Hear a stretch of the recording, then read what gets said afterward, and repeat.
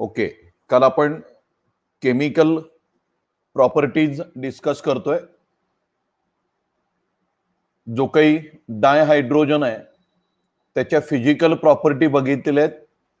शिवाय डायहायड्रोजनच्या त्याच्या अगोदर आपण मेथड्स ऑफ प्रिपरेशन डिस्कस केलेले आहेत.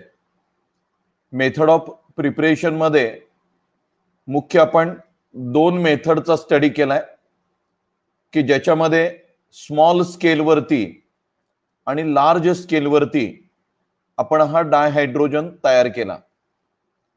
पैकी स्मॉल स्केल वरती जर डायहायड्रोजन तयार करायचं असेल तर त्याच्यासाठी वापरली जाणारी जी मेथड आहे ती लॅबोरेटरी प्रिपरेशन ऑफ डायहायड्रोजन, की ज्याच्यामध्ये आपण दोन रिएक्शनचा स्टडी केलाय. That is first one is that action of dilute hydrochloric acid on zinc metal, and another is that action of aqueous solution of alkali like NaOH on zinc metal. In both of these reaction, liberation of dihydrogen takes place. So these are the two laboratory method for the preparation of dihydrogen. Next to which we discuss commercial production of dihydrogen. In that we discuss four method for the preparation of dihydrogen. First one is that electrolysis of acidified water. Second one is that electrolysis of warm aqueous barium hydroxide solution, from which we got highly pure dihydrogen which having purity greater than 99.95%. Next method, third method is that electrolysis of brine solution. Basically this method is used for the manufacture of sodium hydroxide and chlorine. But in this method of preparation we also got dihydrogen, so we can use this method for the preparation of dihydrogen along with manufacture of chlorine as well as manufacture of sodium hydroxide. Fourth and most important method for the preparation of dihydrogen is that reaction of steam on hydrocarbon or coke at high temperature in presence of catalyst. In that we discuss when hydrocarbon or coke treated with steam at 1270 Kelvin in presence of nickel, we got mixture of carbon monoxide and dihydrogen. This mixture is known as water gas, or it is also known as syngas, as it is used in the synthesis of methanol and number of hydrocarbons. Again, by the action of steam on coal at 1270 Kelvin, we got again same mixture, that is carbon monoxide and dihydrogen. This reaction is known as coal gasification. Now percentage of dihydrogen or production of dihydrogen can be increased by the reaction of carbon monoxide from the syngas mixture with steam in presence of iron chromate as a catalyst. We got dihydrogen in greater proportion. This reaction of carbon monoxide with steam at 673 Kelvin in presence of catalyst is known as water gas shift reaction. In this reaction we got byproduct as carbon dioxide, which is removed by scrubbing with sodium arsenite solution. So these are all four methods for the commercial preparation of dihydrogen.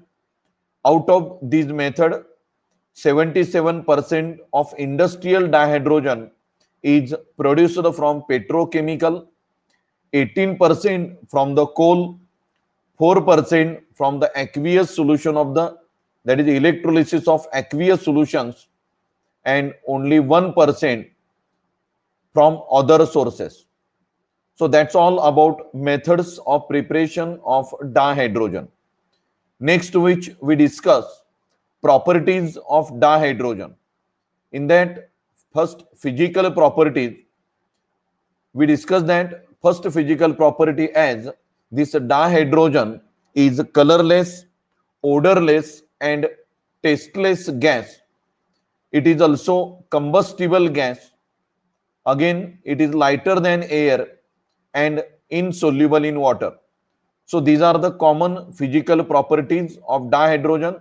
Along with that, and in comparison with deuterium and tritium, we discuss many other properties in tabular form. Next to this, now we are going to discuss about chemical properties. In this chemical property, first of all, we discuss the less reactivity of dihydrogen. That this dihydrogen is almost inert at room temperature. The reason is that bond dissociation enthalpy in case of dihydrogen is too much high, and because of high HH bond enthalpy, that this dihydrogen is relatively inert at room temperature. So dihydrogen can take part in the chemical reaction only when that dihydrogen converted into atomic hydrogen, and this atomic hydrogen can be produced at high temperature by the use of electric arc or ultraviolet radiations. Then this atomic hydrogen is more reactive, or it is almost reactive towards all elements. The reason is that first, loss of electron to give H plus ion, gain of electron gives H minus ion, and by sharing of electron it forms single covalent bond. So this is the reason behind reactivity of the atomic hydrogen towards all other elements. So these are the points. The chemical behavior of dihydrogen is determined by bond dissociation enthalpy. Second, HH bond dissociation enthalpy is highest for single bond between two atoms of any element. Hydrogen मधली HH bond enthalpy ही बाकीच्या कुठल्याही single bond पेक्षा, दोन atom मधल्या single bond पेक्षा bond dissociation enthalpy जास्त आहे, आणि त्यामुळे हायड्रोजनची रिएक्टिव्हिटी कमी आहे. हा जो काही HH बॉन्ड डिसोसिएट करायचा असेल तर आपल्याला सर्वसाधारणपणे 2000 केल्विन किंवा त्याच्याही पेक्षा जास्त टेम्परेचर मेंटेन करावं लागतं. आपण काल डिस्कस केलंय 5000 केल्विनला 95.5% एवढा डायहायड्रोजन त्याच्या ॲटॉमिक हायड्रोजन मध्ये रूपांतरित होतोय. Again it is relatively inert at room temperature due to high HH bond dissociation enthalpy. This atomic hydrogen produced at high temperature in an electric arc or under ultraviolet radiations. Again we discuss, due to incomplete with 1s1 electronic configuration, atomic hydrogen combines with almost all elements and it completes reaction by first loss of only one electron to give H plus ion, gain of an electron to form H minus ion, and third one is that by sharing of electron to form single covalent bond. So that is the base by which we discuss the chemical properties of dihydrogen. मग याच्यामध्ये आपण पहिली property discuss केली, that is reaction with halogen. आपण यामध्ये discuss केलं की हा डायहायड्रोजन कोणत्याही हॅलोजन बरोबर ती रिएक्ट होतोय. So the common reaction is that when halogen, that is X2, react with dihydrogen to produce hydrogen halide. So reaction is that H2 gas plus X2 gas gives twice HX. This HX is any hydrogen halide. It may be hydrogen fluoride, hydrogen chloride, hydrogen bromide or hydrogen iodide. मग याच्यामध्ये आपण बघितलं की फ्लोरीनची रिएक्टिव्हिटी hydrogen बद्दल सगळ्यात जास्त आहे, तर आयोडीनची रिएक्टिव्हिटी सगळ्यात कमी आहे. फ्लोरीनची रिएक्शन हायड्रोजन बरोबरती डार्क मध्ये आणि लो टेम्परेचर म्हणजे 63 केल्विनला घडवून आणली जाते. तर आयोडीनची रिएक्टिव्हिटी कमी असल्यामुळे it require higher temperature as well as that reaction carried out in presence of suitable catalyst. तर या पद्धतीनं डायहायड्रोजन हा हॅलोजन बरोबरती रिॲक्ट होतोय आणि आपल्याला करस्पॉन्डिंग हायड्रोजन हालाइड त्या ठिकाणी मिळतोय. आपण डिस्कस करत होतो रिएक्शन विथ डायऑक्सिजन. आता डायऑक्सिजन म्हणजेच O2, हायड्रोजनची आणि डायऑक्सिजनची रिएक्शन झाल्यानंतर आपल्याला माहिती आहे की वॉटर तयार होणार आहे. So dihydrogen reacts with dioxygen to form water and this reaction is highly exothermic. आपल्याला पुढं रिएक्शन दिसते twice H2 gas plus O2 gas in presence of catalyst and heating we got twice H2O. The enthalpy change of this reaction is minus 285.9 kilojoule per mole. So when 1 mole of water get formed from hydrogen, the amount of heat evolved is approximately 286 kilojoule. 1 मोल एवढं जर water तयार झालं असेल तर या ठिकाणी 285.9 म्हणजे अप्रॉक्सिमेटली 286 किलोजूल एवढी एनर्जी बाहेर टाकली जाणार आहे. So this reaction is highly exothermic. So this is the reaction of dihydrogen with dioxygen. Now next is that reaction with dinitrogen. आता डायनायट्रोजन बरोबर तिची जी रिएक्शन आहे ती आपल्याला माहिती आहे. Hydrogen react with nitrogen to produce ammonia. जेव्हा हायड्रोजनची रिएक्शन नायट्रोजन बरोबरती होईल त्यावेळी अमोनिया तयार होणार आहे आणि ही रिएक्शन आपण पी ब्लॉक एलिमेंट मध्ये जे 12वीचे विद्यार्थी आहेत की ज्यांचा पी ब्लॉक एलिमेंट आपण बघितलेला आहे नायट्रोजन फॅमिलीमध्ये रिएक्शन ऑफ डायनायट्रोजन याच्यामध्ये ही रिएक्शन आपण अभ्यासलेली आहे. When hydrogen react with dinitrogen at 673 kelvin under pressure of about 200 atmosphere in presence of catalyst like iron, it produces ammonia. And remember that this reaction is also exothermic reaction. By the formation of 1 mole of ammonia, 92.6 kilojoule amount of the heat energy get releases out. या मेथडला Haber's process असं म्हटलं जातं. So this is the reaction that is known as Haber's process for the preparation of ammonia. So this method for the manufacture of ammonia by Haber process. So this is the reaction of dihydrogen with nitrogen to produce ammonia. Now next is that reaction with metals.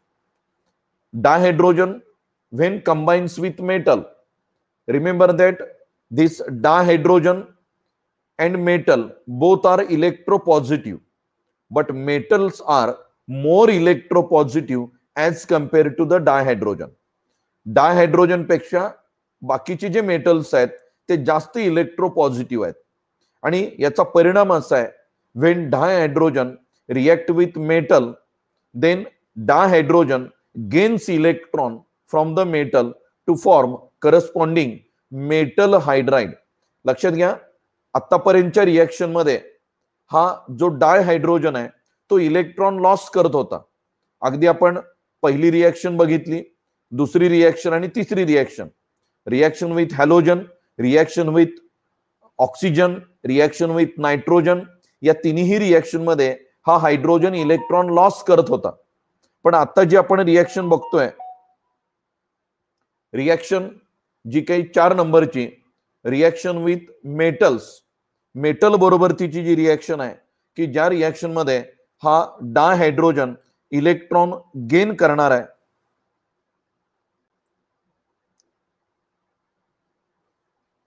एक just minute, कोणाची तर joining request इथे, त्यांना join करून घेतोय.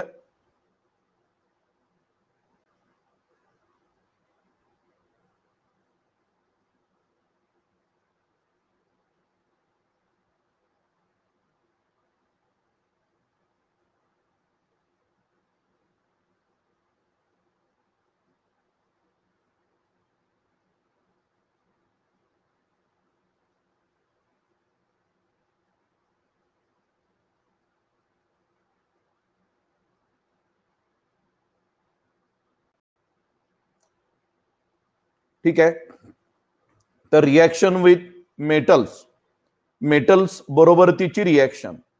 तर metal बरोबरती reaction कशी असणार आहे, तर जस्ट आपण डिस्कस करतोय की याच्या अगोदरच्या रिएक्शन मध्ये हायड्रोजननं इलेक्ट्रॉन लॉस केलाय.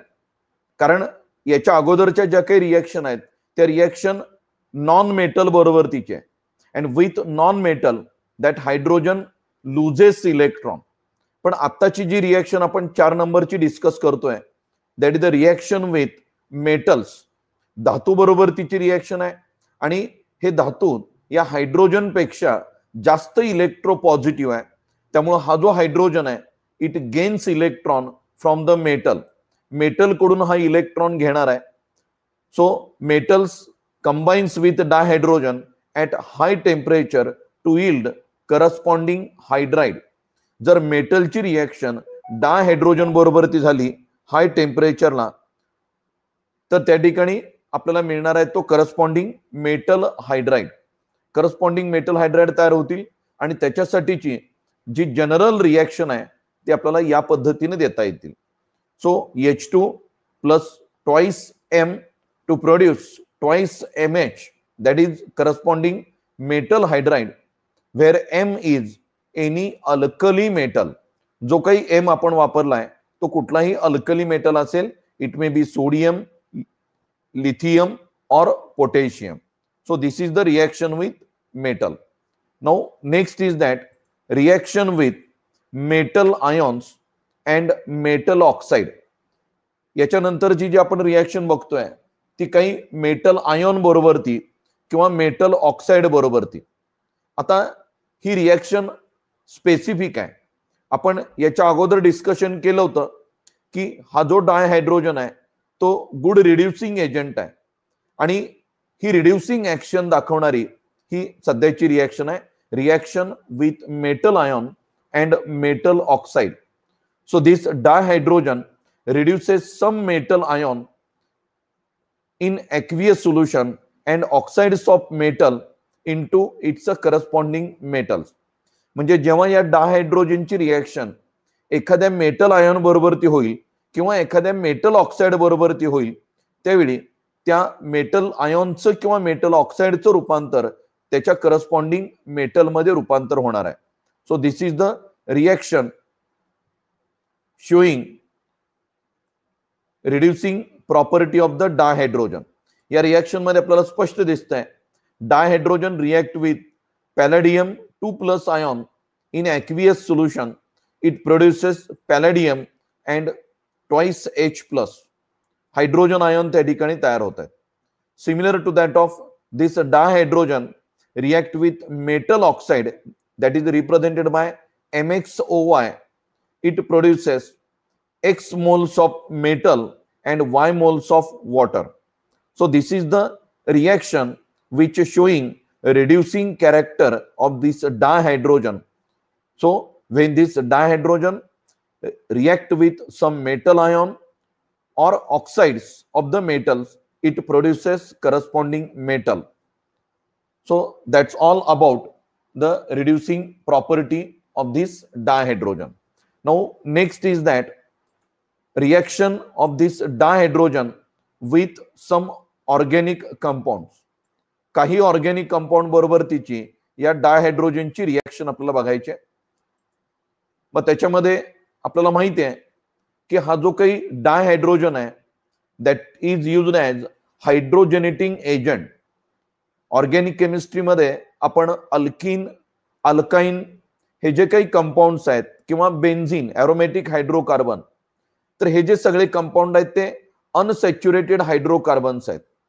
आणि या अनसॅच्युरेटेड हायड्रोकार्बनची रिएक्शन जर आपण हायड्रोजन गॅस बरोबरती in presence of suitable catalyst like nickel, platinum or palladium जर घडवून आणली तर आपल्याला मिळणारा जो प्रॉडक्ट आहे तो त्या ऑर्गॅनिक कंपाऊंडचा करस्पॉन्डिंग हायड्रोजनेटेड प्रॉडक्ट असेल.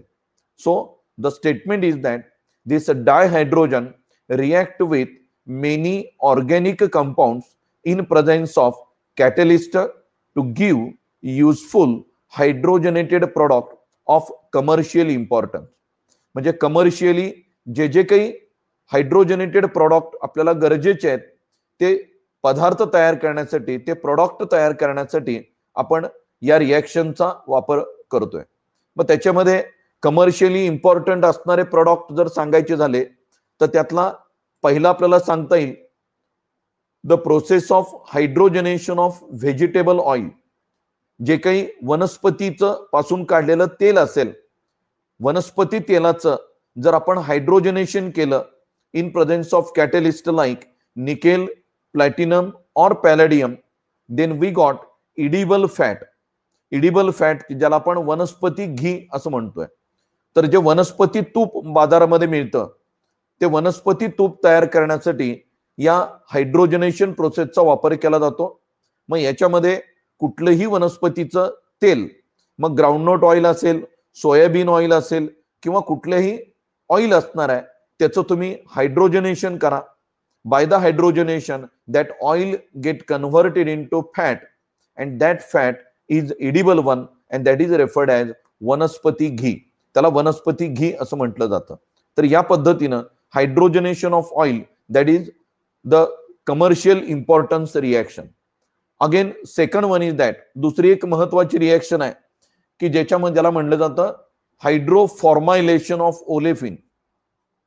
जे ओलेफिन आहे त्या ओलेफिनचं हायड्रोफॉर्मायलेशन त्या ठिकाणी घडून आणलं जातं. हायड्रोफॉर्मायलेशन ऑफ ओलेफिन. ओलेफिन म्हणजे कोण? तर जे अल्किन्स आहेत त्यांनाच ओलेफिन असं म्हटलं जातं. आणि या ओलेफिनची रिएक्शन कार्बन मोनॉक्साईड आणि हायड्रोजन गॅस याच्याबरोबर ती जर केली तर आपल्याला पहिल्यांदा मिळतात ते corresponding aldehyde and that aldehyde on further reduction produces alcohol. तर या रिएक्शनला hydrogen gas on reaction with carbon monoxide and olefin, तर हायड्रोजन आणि कार्बन मोनॉक्साईड पासून आपल्याला मिळेल तो फॉर्माल्डिहाइड मिळेल. आणि या फॉर्माल्डिहाइडची रिएक्शन जर ओलेफिन बरोबर ती झाली तर आपल्याला करस्पॉन्डिंग हायर अल्डिहाइड त्या ठिकाणी मिळणार आहे. तर या रिएक्शनला म्हणलं जातं हायड्रोफॉर्मायलेशन ऑफ ओलेफिन. त्याच्यापासून आपल्याला मिळणार आहे तो करस्पॉन्डिंग अल्डिहाइड मिळेल. आणि हा जो काही अल्डिहाइड आहे त्या अल्डिहाइडचं परत आपण रिडक्शन केलं की आपल्याला जो प्रॉडक्ट मिळणार आहे तो प्रॉडक्ट म्हणजे करस्पॉन्डिंग हायर अल्कोहोल असेल.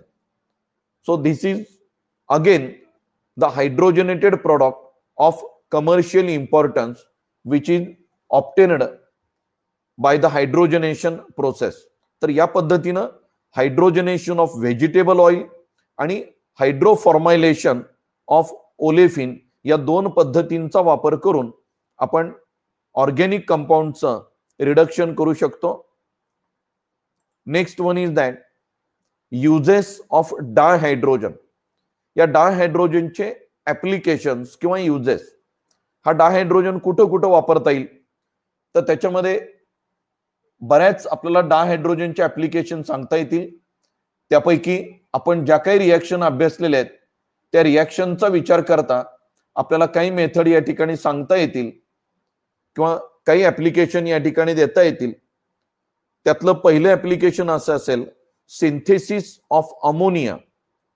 So we can synthesize ammonia by Haber process by the action of dihydrogen with nitrogen. नायट्रोजनची रिॲक्शन जर आपण डायहायड्रोजन बरोबरती केली तर आपल्याला अमोनिया तयार होतोय. आणि हा जो काही अमोनिया आहे तो अमोनिया हेबर प्रोसेसच्या सहाय्याने आपण तयार करू शकतो. Again that ammonia on oxidation that is utilise for the manufacture of nitric acid. आपल्याला अमोनियापासून नायट्रिक ऍसिड तयार करता येते. काही वेगवेगळी जे फर्टिलायझर्स आहेत, खत आहेत, त्या खतांच्या निर्मितीमध्ये या अमोनियाचा वापर केला जातोय. अमोनियम सल्फेट असेल, अमोनियम फॉस्फेट असेल, तर अशा पद्धतीची जी काही फर्टिलायझर्स आहेत, नायट्रोजनस फर्टिलायझर्स, हे तयार करण्यासाठी या अमोनियाचा वापर केला जातोय. आणि अमोनिया तयार करण्यासाठी या डायहायड्रोजनचा आपण वापर करतोय. Second use is that manufacture of वनस्पती फॅट. जी काही वनस्पती फॅट आहे, ज्याला आपण वनस्पती घी म्हणलं, ते वनस्पती घी तयार करण्यासाठी या पद्धतीनं आपण हायड्रोजनेशन ऑफ ऑइल ही प्रोसेस त्या ठिकाणी वापरू शकतो. So by the hydrogenation of oil we can prepare or we can convert वनस्पती oil into वनस्पती ghee. So hydrogenation of polyunsaturated vegetable oils like soybean oil, cotton seed oil, groundnut oil, etc. by the hydrogenation process we got वनस्पती ghee. Now next method is that manufacture of bulk organic chemicals. जे bulk organic chemicals आहेत ते तयार करण्यासाठी, मग त्यातलं particularly methanol. आता bulk organic chemical याचा अर्थ काय, की जे ऑर्गॅनिक केमिकल मोठ्या प्रमाणामध्ये वापरलं जातं, बल्कमध्ये वापरलं जातं, लक्षात आलंय, त्याला बल्क ऑर्गॅनिक केमिकल असं म्हटलं जातं. आणि असे बल्क ऑर्गॅनिक केमिकल्स तयार करण्यासाठी या डायहायड्रोजनचा आपण वापर करू शकतो. So dihydrogen can be used for the manufacture of bulk organic chemicals, particularly methanol. So carbon monoxide on reaction with dihydrogen in presence of cobalt as a catalyst, we got methanol. या पद्धतीने आपल्याला methanol मिळेल आणि मिथेनॉलच्या manufacture मध्ये आपण हा dihydrogen वापरू शकतो. Next is that this manufacture of metal hydride.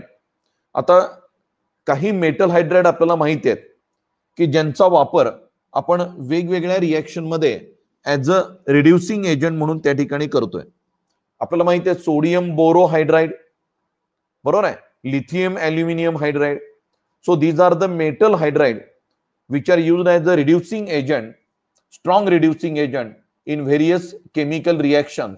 वेगवेगळ्या केमिकल रिएक्शन मध्ये यांचा वापर आपण रिड्युसिंग एजंट म्हणून करतोय आणि यांच्या मॅन्युफॅक्चरसाठी आपण हा डायहायड्रोजन वापरू शकतो. So fourth importance of this dihydrogen is manufacture of this metal hydrides. Next one is that preparation of hydrogen chloride. So by using this dihydrogen we can prepare hydrogen chloride which is commercial important product. हा hydrogen chloride किंवा hydrochloric acid हे एक commercially important असणारं chemical आहे. आणि या केमिकलच्या निर्मितीमध्ये आपण डायहायड्रोजनची रिएक्शन क्लोरीन बरोबरती केली तर आपल्याला हायड्रोजन क्लोराइड मिळेल. And that hydrogen chloride is one of the useful chemical. Now next is that this dihydrogen can be used in metallurgical processes, that is to reduce heavy metal oxide. आपल्याला माहिती आहे जे 12वीतले विद्यार्थी आहेत त्या विद्यार्थ्यांनी metallurgy हा टॉपिक म्हणजे general methods for the isolation of elements हा टॉपिक अभ्यासलेला आहे. General principles and methods for the isolation of element, particularly याला इन शॉर्ट मेटलर्जी असं म्हटलं जातं. मग या मेटलर्जीमध्ये काही टप्पे असतात. मग त्यातला पहिला टप्पा असतो तो रोस्टिंग ऑफ द ओर. जी काही ओर असणार आहे त्या धातूचं जे काही खनिज असेल ते खनिज हवेच्या किंवा ऑक्सिजनच्या सानिध्यामध्ये तापवलं जातं, त्याला रोस्टिंग म्हणलं जातं. आणि या रोस्टिंग प्रोसेसमध्ये त्या मेटलचे मेटल ऑक्साईड मध्ये रूपांतर केलं जातं. या रोस्टिंग प्रोसेस नंतरचा पुढचा टप्पा असतो तो महत्वाचा, की ज्याला म्हणलं जातं स्मेल्टिंग प्रोसेस. आणि ही smelting process that is nothing but the reduction of metal oxide by the use of suitable reducing agent. Suitable reducing एजंटचा वापर करून या मेटल ऑक्साईडचे रिडक्शन करणं याला स्मेल्टिंग प्रोसेस म्हटलं जातं. And that is the one of the important step or important that is step for the manufacture of the or isolation of the metal. तर metallurgical process मधला एक महत्वाचा टप्पा आहे that is reduction of metal oxide into metal, crude metal. तर metallurgical प्रोसेसमध्ये as a reducing agent म्हणून आपण या ठिकाणी या हायड्रोजन गॅसचा वापर करू शकतोय. Next one is that atomic hydrogen and oxy hydrogen torches. जे काही ॲटॉमिक हायड्रोजन असेल किंवा oxy hydrogen torch. Oxy hydrogen torch याचा अर्थ ऑक्सिजन गॅस आणि हायड्रोजन गॅस याच्यापासून तयार केलेली फ्लेम याला ऑक्सी हायड्रोजन टॉर्च असं म्हटलं जातं. And this oxy hydrogen torch and atomic hydrogen are used in cutting and welding of the metal as it produces tremendous amount of heat energy, approximately having temperature of about 4000 Kelvin. म्हणजे atomic hydrogen असेल, oxy hydrogen torch असेल, या दोन्ही टेक्निकचा वापर आपण धातूंच्या cutting करण्यासाठी किंवा वेल्डिंग प्रोसेससाठी यांचा आपण वापर करू शकतो, की जे ॲटॉमिक हायड्रोजन असेल किंवा ऑक्सी हायड्रोजन टॉर्च असेल सर्वसाधारणपणे 4000 केल्विन एवढं टेम्परेचर जनरेट केलं जातंय. आणि या 4000 टेम्परेचरचा वापर करून आपण एखाद्या मेटलला कट करू शकतो किंवा एखाद्या मेटलला वेल्ड करू शकतो. So cutting and welding of the metal by the use of atomic hydrogen and oxy hydrogen torch. Now next is that this dihydrogen can be used as rocket fuel in space research. आता डायहायड्रोजनचा वापर space research मध्ये as a rocket fuel म्हणून कसा करता येईल, तर rocket fuel म्हणजेच जे काही रॉकेट आहे त्या रॉकेटमध्ये इलेक्ट्रिकल एनर्जी जनरेट करण्यासाठी हायड्रोजन ऑक्सिजन फ्युएल सेल म्हणून वापरले जातात. तर जे काही स्पेस क्राफ्ट असतील किंवा रॉकेट असेल किंवा अजून काही एअरक्राफ्ट असतील, त्या स्पेस क्राफ्टमध्ये, एअरक्राफ्टमध्ये, रॉकेटमध्ये जे इलेक्ट्रिकल एनर्जी जनरेट केली जाणार आहे ती इलेक्ट्रिकल एनर्जी जनरेट करण्यासाठी काही फ्युएल सेल्स वापरले जाणार आहेत. आणि या फ्युएल सेल्स मध्ये हायड्रोजन हा एक महत्वाचा फ्युएल म्हणून वापरला जातोय. So it is used in space research. Next one is that dihydrogen is used in fuel cell for generating electrical energy. तर इलेक्ट्रिकल एनर्जी पॉवर जनरेशनसाठी या फ्युएल सेलचा वापर केला जाईल. पर्टिक्युलरली हे जे काही फ्युएल सेल्स आहेत which do not causes any pollution, यांचं वैशिष्ट्य असं आहे की हे कुठल्याही प्रकारचं पोल्युशन तयार करत नाहीत. शिवाय या फ्युएल सेल पासून मिळणारा जो बाय प्रॉडक्ट आहे तो म्हणजे water. And we know that water can be used for drinking purposes by the astronaut. जे त्या स्पेसक्राफ्ट मध्ये काम करणारी जी काही ॲस्ट्रॉनॉट्स आहेत ते ॲस्ट्रॉनॉट ते पाणी पिण्यासाठीही वापरू शकतील. तर या पद्धतीनं डायहायड्रोजनचा वापर स्पेस क्राफ्टमध्ये एनर्जी जनरेटर म्हणून त्या ठिकाणी फ्युएल सेल मध्ये केला जाईल, की जे fuel cell which do not produces any pollution and releases greater energy per unit mass of the fuel in comparison with gasoline and other fuel. बाकी गॅसोलिन किंवा बाकी कुठलंही फ्युएल असेल त्याच्या कंपॅरेटिव्ह जास्तीत जास्त एनर्जी तयार करणारा हा सोर्स असेल. हे झालं प्रेझेंट कंडिशनचं. इन फ्युचर आज आपण बघतोय दिवसेंदिवस एनर्जीची कमतरता भासते, बरोबर आहे. पेट्रोल, रॉकेल किंवा डिझेल हे जे काही सोर्सेस आहेत फ्युएल म्हणून आहेत की जे आज नाही तर उद्या संपुष्टात येणार आहेत, नष्ट होणार आहेत. मग त्याच्यासाठी आपण अशा एनर्जी सोर्सच्या शोधात आहे की जो नष्ट न होणार आहे.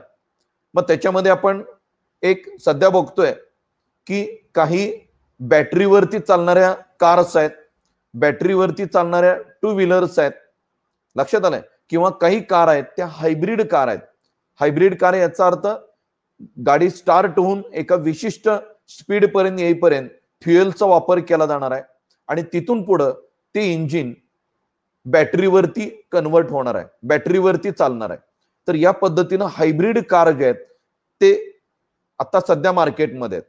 पण इन फ्युचर भविष्यामध्ये समजून चला की हायड्रोजन गॅस हा एक महत्वाचा आपल्यासाठी सोर्स आहे की जो एनर्जी जनरेटर म्हणून आपण त्या ठिकाणी वापरू शकतो. मग सगळ्या प्रकारचं जे काही एनर्जी जनरेशन आहे, मग इलेक्ट्रिकल एनर्जी जनरेट करायची असेल किंवा वाहनांसाठी तुम्ही energy generator as a fuel म्हणून तुम्ही वापरत असाल, वी कॅन यूज हायड्रोजन. हायड्रोजनचा वापर करू शकतोय. एवढंच नाही तर आपल्याला माहित आहे की हायड्रोजनचा वापर अजून एक जो काही हायड्रोजन बॉम्ब आहे, तो हायड्रोजन बॉम्ब तयार करण्यासाठी या डायहायड्रोजनचा वापर केला जातोय. या हायड्रोजन बॉम्बची जी काही ऊर्जा, जी काही स्फोट घडवून आणण्याची ताकद आहे ते युरेनियमच्या कितीतरी पट जास्त आहे. तर युरेनियम बॉम्ब पेक्षा जास्त इफेक्टिव्ह कोणता असेल तर हा हायड्रोजन बॉम्ब. तर लक्षात घ्या, भविष्यामध्ये हे जे काही हायड्रोजन आहे की ज्याच्यापासून प्रचंड प्रमाणामध्ये ऊर्जा तयार केली जाते, निर्मित केली जाते, we can use in future as a energy generator. Now next is that, याच्या नंतरचा मुद्दा आहे कंपाऊंड्स ऑफ द डायहायड्रोजन. डायहायड्रोजनचे कंपाऊंड्स आपल्याला शिकायचे. मग त्याच्यामध्ये 3 कॅटेगरी आपण शिकणार आहे. पहिलं डायहायड्रोजनचं कंपाऊंड जे आपण शिकणार आहे ते हायड्राइड, त्याच्यानंतर शिकणार आहे ते वॉटर आणि तिसरं कंपाऊंड शिकणार आहे ते हायड्रोजन पेरॉक्साईड. हे 3 कंपाऊंडचा स्टडी झाल्यानंतर हा चॅप्टर या ठिकाणी संपलेला असेल. तर एक एक आपण कंपाऊंड बघणार आहे. पहिली कॅटेगरी आहे हायड्राइड्स. आता जस्ट याच्या अगोदर केमिकल प्रॉपर्टीमध्ये आपण डिस्कस केलं की हा जो डायहायड्रोजन आहे त्याची रिएक्शन जर एखाद्या मेटल बरोबर ती झाली तर करस्पॉन्डिंग मेटल हायड्राइड या ठिकाणी मिळतं. लक्षात आलंय.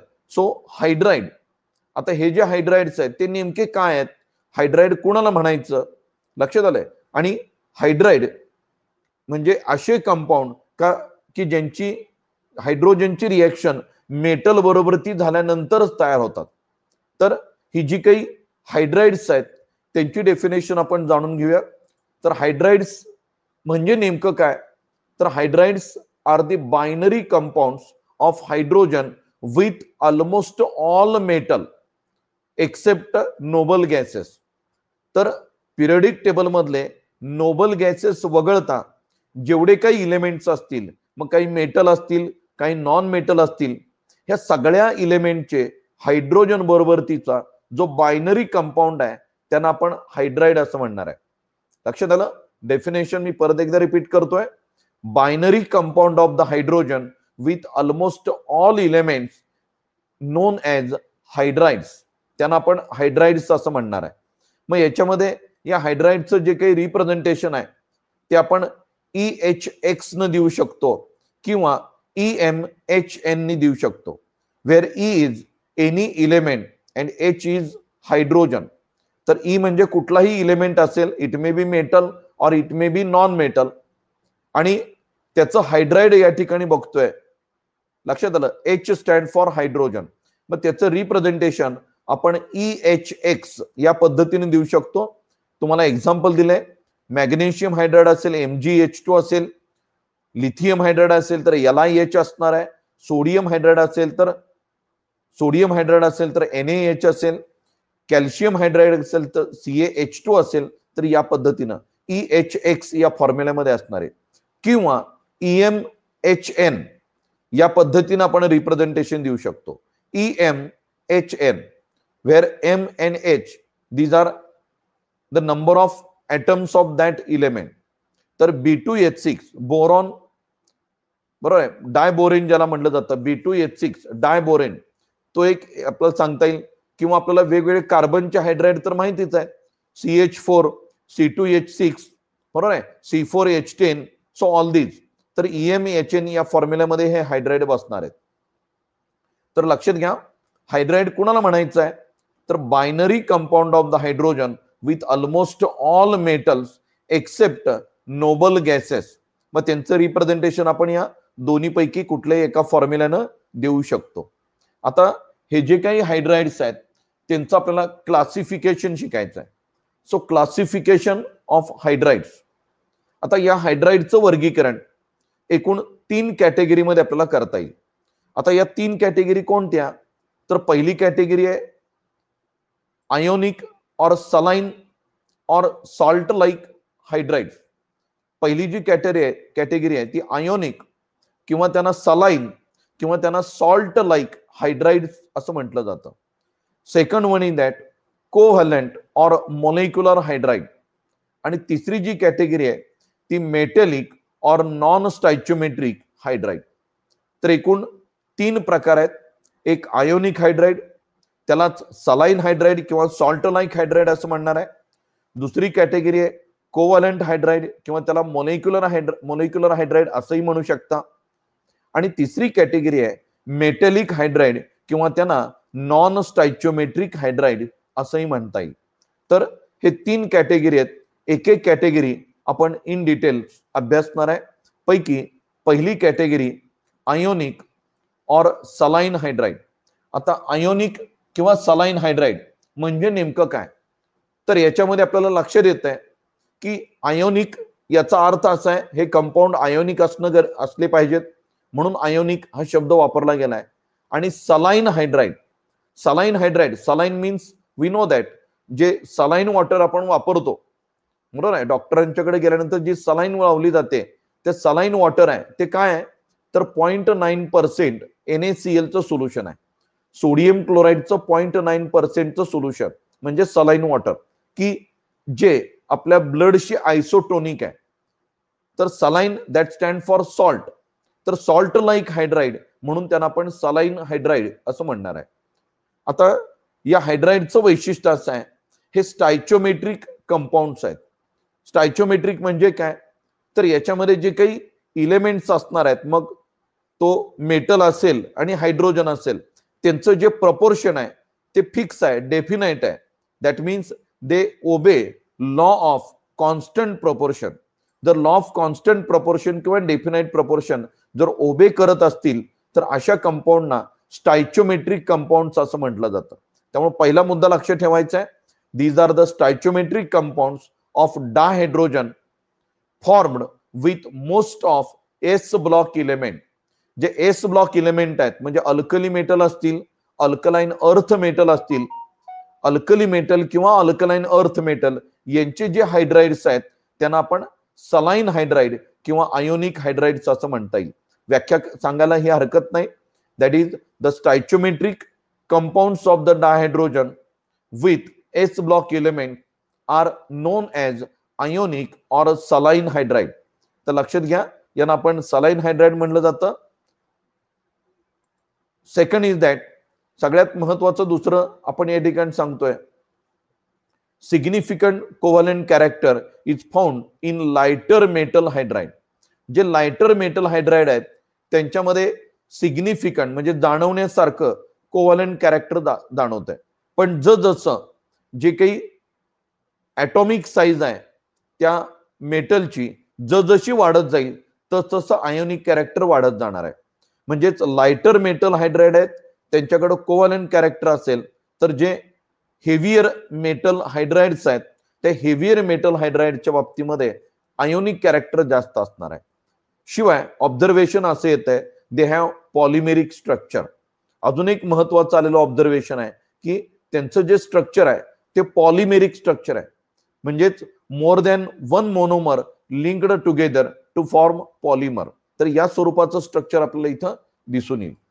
Now third one is that ionic hydrides are crystalline, non volatile and non conducting in solid state.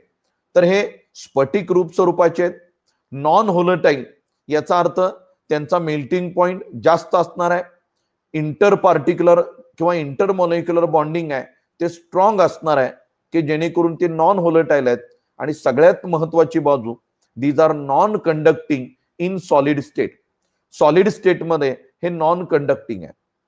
एक महत्वाचं जाणवण्यासारखा या ठिकाणी मुद्दा की जो परीक्षेमध्येही विचारला जातो these metal hydride melts which conduct electricity on electrolysis. हे जे मेटल हायड्राइड्स आहेत, लक्षात घ्या, हे सलाइन हायड्राइड किंवा आयोनिक हायड्राइड्स आहेत. On molten or on fusion they conduct electricity and on electrolysis liberate dihydrogen gas at the anode. सगळ्यात महत्वाची बाजू आहे ही, कारण बाकीच्या कुठल्याही हायड्रोजनच्या कंपाऊंड मध्ये हायड्रोजन गॅस हा कॅथोडला लिबरेट होत असतो. आपण पाठीमागे इलेक्ट्रोलिसिस ऑफ वॉटर बघितलंय. वॉटरचं जर इलेक्ट्रोलिसिस केलं तर हा हायड्रोजन कॅथोड वरती लिबरेट होणार आहे आणि ऑक्सिजन एनोड वरती लिबरेट होणार आहे. पण लक्षात घ्या, हे आयोनिक किंवा सलाइन हायड्राइड आहेत की ज्यांच्या मोल्टन सोल्युशनचं आपण इलेक्ट्रोलिसिस जर केलं तर dihydrogen gas is liberated at anode that confirms existence of H- ion. लक्षात आलंय, हे काय कन्फर्म करतंय तर या हायड्राइड्स मध्ये H- आयन आहे याचं कन्फर्मेशन आपल्याला या ठिकाणी मिळतंय as a dihydrogen liberated at anode. तर हे एक महत्वाचं आहे. So H- ion melt and it releases electron that it undergoes oxidation to produce dihydrogen. So liberation of dihydrogen at anode that confirms existence of H- ion in these ionic or saline hydride. तर या पद्धतीचे काही महत्वाचे मुद्दे बघितलेले आहेत. याच्यानंतर आपण बघणार आहे the saline hydrides react violently with water producing dihydrogen. तर हे जे सलाइन हायड्राइड्स आहेत they have higher affinity toward the water. पाण्याबद्दल जास्त अफिनिटी आहे. They react violently with water. अतिशय तीव्रतेनं पाण्याबरोबर ती रिॲक्शन घडवत आहेत आणि हायड्रोजन गॅस डायहायड्रोजन त्या ठिकाणी लिबरेट केला जातोय. So sodium hydride react with water to produce sodium hydroxide with liberation of dihydrogen. So this is important reaction. Again, lithium hydride is rather unreactive or moderate temperature with O2 and Cl2. Therefore, it is used in the synthesis of other useful hydride.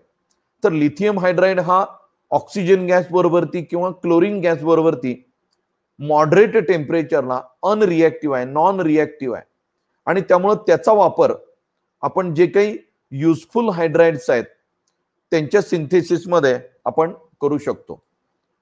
त्यापैकी आपल्याला माहिती आहे lithium hydride LiAlH4 lithium aluminium hydride, lithium boro hydride. So these are the strong reducing agent which are used for the reduction of variety of organic compound. वेगवेगळ्या organic कंपाऊंडच्या reduction मध्ये आपण lithium aluminium hydride, lithium boro hydride या reducing एजंटचा वापर आपण त्या ठिकाणी करतोय. Again next one is that second type of this hydride is covalent hydride or molecular hydride. आता हे जे काही कोव्हॅलंट हायड्राइड्स आहेत यांचं वैशिष्ट्य असं आहे these are also stoichiometric and most of with p block element.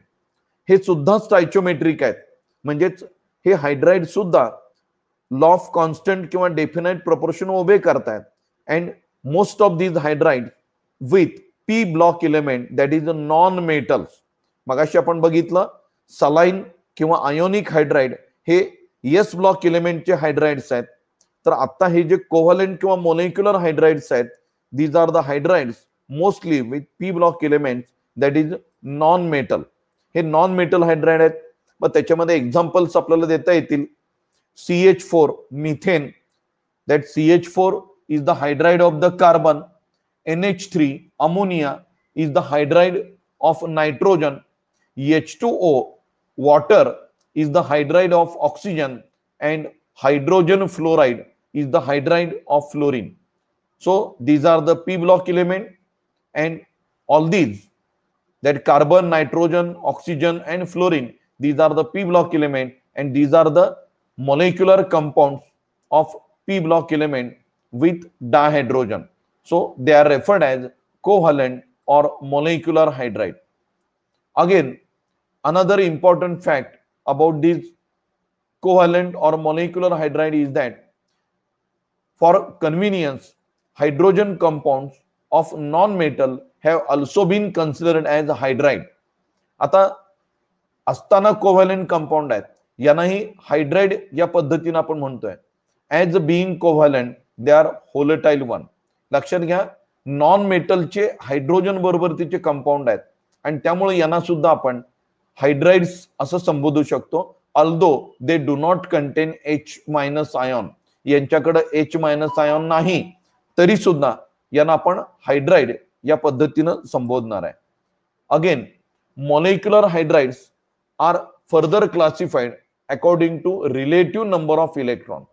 आता हे जे काही molecular hydrides जर बघितले तर त्यांच्यामध्ये जे काही इलेक्ट्रॉनची संख्या आहे, नंबर ऑफ इलेक्ट्रॉन्स आहेत, त्या नंबर ऑफ इलेक्ट्रॉनच्या संख्येनुसार आपण त्यांना 3 कॅटेगरीमध्ये डिव्हाइड करणार आहे.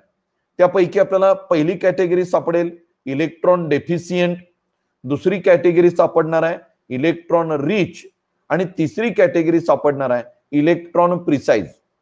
तर कोव्हॅलंट किंवा molecular hydride they are further classified into first electron deficient hydride, second electron precise hydride and third category is that electron rich hydride. आता यांच्या नावामधूनच आपल्याला लक्षात येतंय की इलेक्ट्रॉन डेफिशियंट म्हणजे काय असला पाहिजे, इलेक्ट्रॉन प्रिसाइज म्हणजे नेमका काय आणि इलेक्ट्रॉन रिच म्हणजे काय. तर इलेक्ट्रॉन डेफिशियंट याचा अर्थ आपल्याला माहिती आहे, which has a lack of electron, ज्याच्याकडे इलेक्ट्रॉनची कमतरता आहे, असे जे हायड्राइड्स असतील त्यांना आपण इलेक्ट्रॉन डेफिशियंट असं म्हणणार आहे. इलेक्ट्रॉन प्रिसाइज याचा अर्थ गरजेपुरते इलेक्ट्रॉन आहे, जेवढी इलेक्ट्रॉनची गरज आहे तेवढे इलेक्ट्रॉन आहेत, तो डेफिशियंट पण नाही आणि रिच पण नाही, याला आपण प्रिसाइज असं म्हणणार आहे. आणि तिसरी कॅटेगरी आहे इलेक्ट्रॉन रिच, याचा अर्थ असा आहे की यांच्याकडे जादाचे इलेक्ट्रॉन असणार आहेत in the form of lone pair, यांच्याकडे लोन पेअरच्या स्वरूपामध्ये इलेक्ट्रॉन्स असणार आहेत, यांना आपण इलेक्ट्रॉन रिच हायड्राइड्स असं म्हणणार आहे. मग या तिन्ही कॅटेगरी आपण वन बाय वन डिस्कस करू. पहिली कॅटेगरी इलेक्ट्रॉन डेफिशियंट हायड्राइड. आता हे जे काही इलेक्ट्रॉन डेफिशियंट हायड्राइड्स आहेत त्यांच्या बाबतीत काय सांगता येईल, the hydrides which has very few electron for writing its conventional Lewis structure. जर आपण पाठीमागे बघितलंय किंवा 12वीचे विद्यार्थी त्यांनी केमिकल बॉन्डिंग मध्ये ऍक्च्युअली लेविस स्ट्रक्चर काय आहे, कसं रिप्रेझेंट केलं जातं ते बघितलेलं आहे. 11वीच्या विद्यार्थ्यांना ते पुढे केमिकल बॉन्डिंग मध्ये लेविस स्ट्रक्चर काय आहे ते माहिती होईल आणि ते रायटिंग करत असताना इलेक्ट्रॉन कसे दाखवायचे. तर लेविस स्ट्रक्चर आपण लिहित असताना जे काही आउटर मोस्ट शेल मधले इलेक्ट्रॉन आहेत ते आपण त्या ठिकाणी रिप्रेझेंट करतो. आता याच्यामध्ये आपल्याला जे कन्व्हेन्शनल लेविस स्ट्रक्चर त्या ठिकाणी दाखवल्यानंतर आपल्याला दिसून येईल की याच्याकडे जेवढे इलेक्ट्रॉन गरजेचे आहेत त्याच्यापेक्षा कमी इलेक्ट्रॉन्स आहेत. So which have very few electron for writing its conventional Lewis structure. आणि अशा पद्धतीच्या हायड्राइडना आपण इलेक्ट्रॉन डेफिशियंट हायड्राइड्स असं म्हणणार आहे. Generally all elements of group 13 column number 13 जो आहे त्या कॉलम नंबर 13 मधले जे इलेमेंट म्हणजे बोरॉन असेल, ॲल्युमिनियम असेल, बरोबर आहे, इंडियम असेल, थुलियम असेल, हे जे काही इलेमेंट्स असणार आहेत, these element that is elements of group 13 are form electron deficient hydride. मग त्याच्यामध्ये हे जे काही इलेक्ट्रॉन डेफिशियंट आहेत म्हणून यांना आपण लेविस ऍसिड्स म्हणणार आहेत as they are electron acceptor. आणि याच्यामध्ये आपण एक्झाम्पल जर द्यायचं झालं तर diborane that is B2H6 is most important example belonging to this category. तर B2H6 म्हणजे काय, तर 2 BH3 चे मॉलिक्यूल एकमेकाला जोडले जाणार आहेत. तर 2 BH3 चे मॉलिक्यूल एकमेकाला बनाना बॉन्डच्या सहाय्याने जोडले जातात आणि ते B2H6 स्ट्रक्चर तयार होतं. तर याच्यामध्ये जो बोरॉन आहे त्या प्रत्येक बोरॉनच्या आउटरमोस्ट शेल मध्ये 6 इलेक्ट्रॉन आपल्याला आढळतील. लक्षात आले, इलेक्ट्रॉनची संख्या आढळणार आहे ती 6 आढळणार आहे, which is less to that of 8. अष्टक स्थितीपेक्षा ती इलेक्ट्रॉनची संख्या कमी आहे आणि म्हणून याला आपण इलेक्ट्रॉन डेफिशियंट हायड्राइड असं म्हणणार आहे. And this B2H6, that is diborane, is a Lewis acid. It is lone pair acceptor. So it is referred as electron deficient hydride. Second category is that electron precise hydride. मगाशी precise या शब्दाचा अर्थ तुम्हाला सांगितलाय. Precise याचा अर्थ काय, तर conventional Lewis structure लिहिण्यासाठी जेवढे इलेक्ट्रॉन गरजेचे आहेत तेवढे इलेक्ट्रॉन त्याच्याकडे उपलब्ध आहेत. So which have required number of electron to write their conventional Lewis structure. Such hydrides are known as electron precise hydride. मग याच्यामध्ये बरेच आपल्याला हायड्राइड सांगता येतील. that all elements of group 14 form such hydride. जो ग्रुप 14 आहे म्हणजेच carbon family, carbon, silicon, germanium हे जे काही इलेमेंट्स आहेत, हे इलेमेंट या प्रकारचे हायड्राइड त्या ठिकाणी तयार करतील. त्यापैकी महत्वाचा पहिला element carbon, that carbon form methane, ethane, propane, जे काही अल्केन्स तयार केले जात आहेत की ज्यांची जॉमेट्री टेट्राहेड्रल जॉमेट्रिकल शेप असेल आणि याच्यामध्ये कार्बनच्याही आउटरमोस्ट शेलमध्ये 8 इलेक्ट्रॉन सापडतील आणि हायड्रोजन हा डुप्लेट पूर्ण करणार आहे. म्हणजे दोन्हीही इलेमेंट जवळच्या नोबल गॅसचं कॉन्फिगरेशन प्राप्त करतील आणि जेवढे इलेक्ट्रॉन कन्व्हेन्शनल लेव्हिस स्ट्रक्चर दाखवण्यासाठी गरजेचे आहेत तेवढे त्याच्यामध्ये उपलब्ध असलेले दिसून येतील. त्यामुळे या हायड्राइडना इलेक्ट्रॉन प्रिसाइज हायड्राइड असं म्हटलं जातं. पुढची जी कॅटेगरी आहे ती इलेक्ट्रॉन रिच हायड्राइड. आता इलेक्ट्रॉन रिच हायड्राइड म्हणजे नेमके कोणते, तर की ज्यांच्या सेंट्रल ॲटमकडं लोन पेअर्स तुम्हाला त्या ठिकाणी दिसून येतील. So hydrides which have excess electron which are present as a lone pair. लक्षात घ्या, या प्रकारच्या हायड्राइड मध्ये सेंट्रल ॲटमकडं एक किंवा अनेक लोन पेअर तुम्हाला त्या ठिकाणी दिसतील आणि अशा एक्सेस इलेक्ट्रॉन असणाऱ्या हायड्राइडना आपण इलेक्ट्रॉन रिच हायड्राइड असं म्हणणार आहे. मग याच्यामध्ये आपल्याला माहिती आहे काय एक्झाम्पल देता येतील. अमोनिया आहे, वॉटर आहे, बरोबर आहे. अमोनियामध्ये एक लोन पेअर आहे, वॉटरमध्ये ऑक्सिजनकडे 2 लोन पेअर आहेत, हायड्रोजन फ्लोराइड मध्ये फ्लोरीन कडे 3 लोन पेअर आहेत. तर या पद्धतीनं elements of group 15 to 17 column number 15 ते कॉलम नंबर 17 हे जे काही इलेमेंट आहेत ते पर्टिक्युलरली या प्रकारचे इलेक्ट्रॉन रिच हायड्राइड तयार करतायत. तर 3 कॅटेगरी आपण बघितल्या, electron deficient hydride, electron precise hydride आणि electron rich hydride. Electron deficient column number 13 किंवा ग्रुप नंबर 13 आहे त्यातले इलेमेंट तयार करतायत. Electron precise hydride column number 14 चे तयार करतायत आणि आता आपण अभ्यासतोय तो इलेक्ट्रॉन रिच हायड्राइड हे कॉलम नंबर 15 ते 17 या इलेमेंटचे जे हायड्राइड्स आहेत ते इलेक्ट्रॉन रिच हायड्राइड या कॅटेगरीमध्ये मोडतायत. As they are electron rich they have tendency to donate electron pair. बरोबर आहे, इलेक्ट्रॉन पेअर देण्याची टेंडन्सी आहे. त्यामुळे यांना आपण लेव्हिस बेसेस असं म्हणणार आहे. As they are electron donors, ज्यार्थी इलेक्ट्रॉन डोनर्स आहेत त्यांना आपण लेव्हिस बेसेस असं म्हणतोय. Again lone pairs are highly electronegative atoms like nitrogen, oxygen and fluorine. These hydrides have tendency to form hydrogen bonds. तर लक्षात घ्या, या हायड्राइड कडे एक ऍडिशनल प्रॉपर्टी आहे. अमोनिया असेल, वॉटर असेल की ज्यांच्या सेंट्रल ॲटम कडे की जो जास्त इलेक्ट्रोनिगेटिव्ह आहे त्याच्याकडे इलेक्ट्रॉन जादा असल्यामुळं त्याच्यामध्ये तो सेंट्रल ॲटम मोर इलेक्ट्रोनिगेटिव्ह असल्यामुळं की ज्याच्यामध्ये आपल्याला पोलार कॅरेक्टर दिसून येईल आणि यांच्याकडे एक ऍडिशनल बॉन्ड आपल्याला दिसून येईल की ज्याला आपण म्हणतोय hydrogen bond. So these hydrides have tendency of formation of hydrogen bond between the molecules and because of that these molecules are associated together.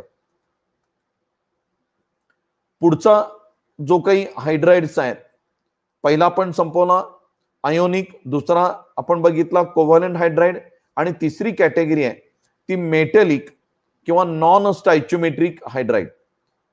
पहिली जी आपण कॅटेगरी बघितली आयोनिक हायड्राइड किंवा saline hydride, these are mostly hydrides of s block element. दुसरी category आपण बघितली covalent or molecular hydride, these are the hydrides of p block element. आणि आता जी आपण कॅटेगरी बघणार आहे, metallic or non stoichiometric hydride, these are hydrides of d block element and f block element. जे काही डी आणि एफ ब्लॉक एलिमेंट्स आहेत त्यांचे जे हायड्राइड्स आहेत त्यांना मेटलिक किंवा नॉन स्टॅच्युमेट्रिक हायड्राइड, किंवा त्याला अजून एक नाव आहे इंटरसीसीएल हायड्राइड. तर इंटरसीसीएल हायड्राइड हे थोडंसं जुनं नाव आहे, नवीन नाव त्याला दिलं जातं ते नॉन स्टॅच्युमेट्रिक किंवा मेटलिक हायड्राइड्स. आता त्यांना मेटलिक हायड्राइड्स का म्हटलं गेलंय, तर या हायड्राइडकडं जे डी ब्लॉक किंवा ए ब्लॉक आहेत की जे आकारानं मोठे आहेत आणि सगळ्यात महत्वाचं मेटलिक कॅरेक्टर असणार आहेत, म्हणून त्यांना मेटलिक हायड्राइड्स असं म्हणणार आहे. नॉन स्टॅच्युमेट्रिक असं का म्हणणार आहे, तर त्याचंही रिझन आहे की जसं याच्या अगोदरच्या हायड्राइडमध्ये आपण बघितलं की त्यांचे जे काही हायड्राइड्स आहेत, जे कंपाऊंड्स आहेत, they obey law of definite proportion. Law of definite proportion obey केला जातोय. पण हे जे काही हायड्राइड आता आपण डिस्कस करतोय non stoichiometric hydride, they do not obey law of definite proportion. आपण एक एक मुद्दा बघत जाणार आहे. पहिला मुद्दा आपण बघितला, these are form by many d block and a block element. तर लक्षात घ्या, मेटलिक आणि नॉन स्टॅच्युमेट्रिक और interstitial hydride are formed by d and a block element. पण याच्यामध्ये थोडंसं ऑब्झर्वेशन असं येते, मेटल्स ऑफ ग्रुप 7, 8, 9 आपल्याला माहिती आहे डी ब्लॉक एलिमेंट कुठून येणार आहेत, तर column number 3 to column number 12, column number 13 ते कॉलम नंबर 12, 3 कॉलम नंबर 3 ते 12 हे जे काही कॉलम आहेत यामध्ये येणारे जे एलिमेंट्स आहेत ते डी आणि एफ ब्लॉक एलिमेंट जे आहेत ते कुठले आहेत, तर आपल्याला माहिती आहे पिरियड नंबर 6 आणि पिरियड नंबर 7 आणि कॉलम नंबर 3 याच्यामधले जे एलिमेंट आहेत म्हणजे लॅन्थानाइड आणि ऍक्टिनॉइड यांना आपण ए ब्लॉक एलिमेंट असं म्हणतोय. तर कॉलम नंबर 7, 8 आणि 9, कॉलम नंबर 7, 8 आणि 9 यातले जे मेटल आहेत हे हायड्राइड तयार करणार नाहीत. कॉलम नंबर 6 आहेत, या कॉलम नंबर 6 मधला केवळ क्रोमियम हा एकटाच हायड्राइड तयार करतोय, that is chromium hydride CrH. लक्षात आलंय. तर या पद्धतीनं डी आणि ए ब्लॉक एलिमेंट मधले कॉलम नंबर 3 ते 12 पैकी 7, 8, 9 या कॉलम मधले मेटल कुठल्याही प्रकारचा हायड्राइड तयार करणार नाहीत. तर कॉलम नंबर 6 मधला फक्त क्रोमियम हा हायड्राइड तयार करेल. अगेन पाठीमागे मी सांगितलं, अनलाइक सलाइन हायड्राइड म्हणजेच ionic hydride, these are stoichiometric one, ते स्टॅच्युमेट्रिक आहेत. पण आता आपण जे हायड्राइड डिस्कस करतोय ते नॉन स्टॅच्युमेट्रिक आहेत. दीज आर इलेक्ट्रॉन डेफिशियंट आहेत, म्हणजे जेवढे हायड्रोजन गरजेचे आहेत त्याच्यापेक्षा हायड्रोजनची संख्या कमी आहे, म्हणून त्यांना आपण नॉन स्टॅच्युमेट्रिक म्हणतोय. त्यांचं फॉर्म्युलेशन आपल्याला देता येईल. लॅन्थानम हायड्राइड हे पहिलं एक्झाम्पल आहे की ज्यांच्यामध्ये लॅन्थानमचा ऍटम 1 आहे, तर हायड्रोजन 2.87, म्हणजे proportion lanthanum atom to the hydrogen atom in that crystal lattice is 1:2, 2.87. Ytterbium hydride YbH याच्यामध्ये प्रपोर्शन आहे 1:2.55. टिटेनियम हायड्राइड याच्यामध्ये प्रपोर्शन आहे 1:2, 1.5 to 1.8. झिर्कोनियम हायड्राइड प्रपोर्शन आहे 1:2, 1.3 to 1.75. व्हॅनेडियम हायड्राइड प्रपोर्शन आहे 1:2.56. निकेल हायड्राइड प्रपोर्शन आहे 1:2.6 to 0.7. पॅलेडियम hydride proportion आहे 1:2.6 to 0.8. तर या पद्धतीनं आपल्याला इथे दिसतंय हायड्रोजनचं जे काही प्रपोर्शन आहे ते फ्रॅक्शन मध्ये, आणि फ्रॅक्शन मध्ये का आहे तर जेवढे हायड्रोजन गरजेचे आहेत त्याच्यापेक्षा कमी आहेत. So being electron deficient they are non स्टॅच्युमेट्रिक.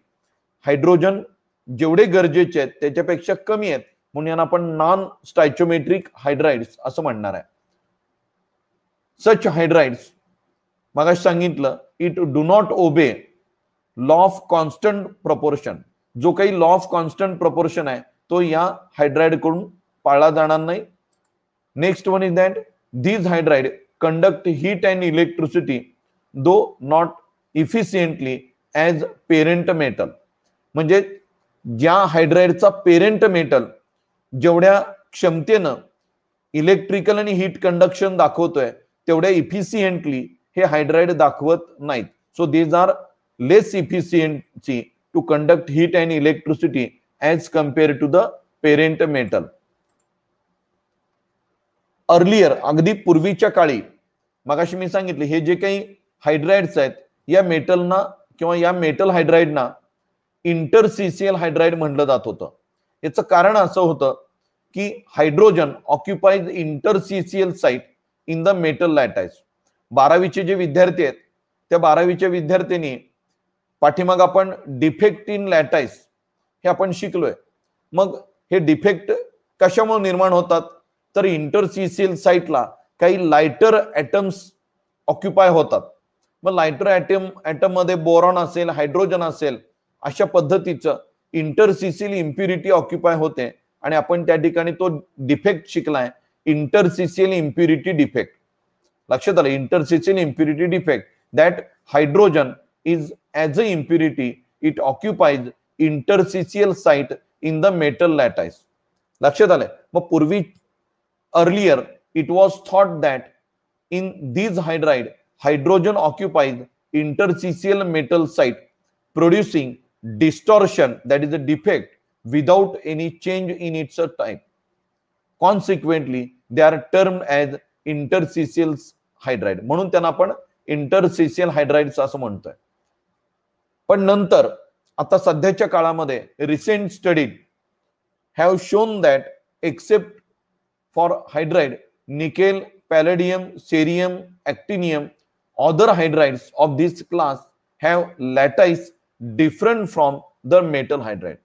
तर बाकीचे जे हायड्राइड्स आहेत निकेल, पॅलेडियम, सीसियम आणि ॲक्टिनियम यांचे हायड्राइड वगळता बाकीच्या हायड्राइड मध्ये आपल्याला ऑब्झर्वेशन असे येते की या हायड्राइडचं जो काही लॅटाइस आहे, क्रिस्टल लॅटाइस आहे, which have different to that of the parent metal.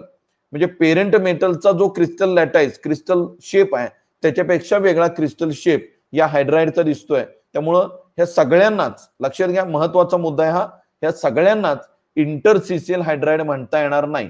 इंटरसीसीएल hydride कुणाला म्हणता येईल तर निकेलचा हायड्राइड, पॅलेडियमचा हायड्राइड, सेरियमचा हायड्राइड, ॲक्टिनियमचा हायड्राइड यांना आपण इंटरसीसीएल हायड्राइड म्हणू शकतो. पण हायड्राइड्स ऑफ अदर मेटल्स, बाकीचे जे मेटल्स आहेत त्यांच्या बाबतीमध्ये मात्र आपण त्यांना इंटरसीसीएल हायड्राइड म्हणू शकत नाही. लक्षात आलंय, as they have different lattice structure to that of parent metal. Next one is that, आपल्याला माहिती आहे की हे जे हायड्राइड्स आहेत किंवा हे जे मेटल्स आहेत, पर्टिक्युलरली डी ब्लॉक आणि F block, these are referred as a transition metal or inner transition metal and they have tendency to adsorb hydrogen. या मेटल कडे टेंडन्सी आहे हायड्रोजन गॅसला ऍडसॉर्ब करण्याची, की ज्या प्रॉपर्टीचा वापर आपण कॅटालायटिक प्रॉपर्टी म्हणून करू शकतोय. They are used in catalytic reduction और hydrogenation reaction.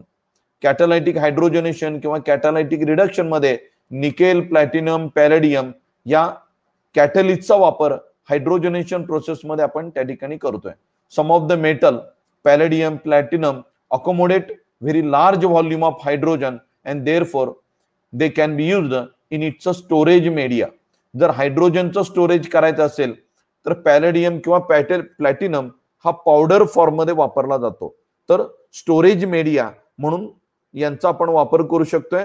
And they are best to use catalyst during catalytic hydrogenation process. Now the last point is that this property has high potential for hydrogen storage as a source of energy. थोडक्यात hydrogen storage capacity जास्त असल्या कारणानं यांचा वापर आपण भविष्यामध्ये high potential for storage, hydrogen storage as a source of energy, एक ऊर्जेचा स्रोत म्हणून यांच्याकडे आपण बघू शकतो या हायड्राइडकडे. लक्षात आलंय. So that's all about the hydrides. आपण हायड्राइडचे 3 कॅटेगरी शिकलेले आहेत. एक आयोनिक हायड्राइड, दुसरी कोव्हॅलंट किंवा मॉलिक्युलर हायड्राइड आणि तिसरी आता आपण अभ्यासली ती मेटॅलिक किंवा इंटरसीसीएल हायड्राइड किंवा नॉन स्टॅच्योमेट्रिक हायड्राइड्स असं म्हणता येईल. So that's all about hydride. And here we completed the today's lecture. इथं आपण आज थांबतोय. उद्याच्या तासाला आपण पुढचा प्रकार या ठिकाणी बघणार आहे, पुढचा पॉइंट घेऊन डिस्कस करणार आहे. Thank you very much. Good evening and good night.